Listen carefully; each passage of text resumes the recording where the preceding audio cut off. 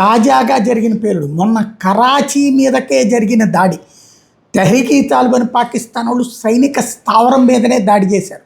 దానికి ప్రతిగా పాకిస్తాన్ వెళ్ళి ఆఫ్ఘనిస్తాన్ మీద దాడి చేసి, దానికి ప్రతిగా ఆఫ్ఘనిస్తాన్ వచ్చి పాకిస్తాన్లోని ఉగ్రవాద స్థావరాలని పేలుస్తున్నానన్న పేరుతో కొన్ని చోట్ల దాడులు చేసింది. అయితే ఇప్పుడు బయటపడ్డటువంటి అంశం ఇదిగో, ఈ పేలుడు జరిగినది చూడండి. ఇది పాకిస్తాన్ ప్రధానమంత్రి షాబాజ్ షరీఫ్ని టార్గెట్ చేసి కొట్టిన దాడి. షరీఫ్కి దగ్గరలో ఉన్నటువంటి స్థలాలు పేలిపోయినాయి. ఇది షరీఫ్కి ఒక హెచ్చరిక లాంటిది, షాబాజ్ షరీఫ్కి అన్నటువంటిది తాజాగా వినబడుతున్నమాట. పాకిస్తాన్లో షరీఫ్ ఇప్పుడు ప్రధానమంత్రి ఉలిక్కి పడుతున్నాడు.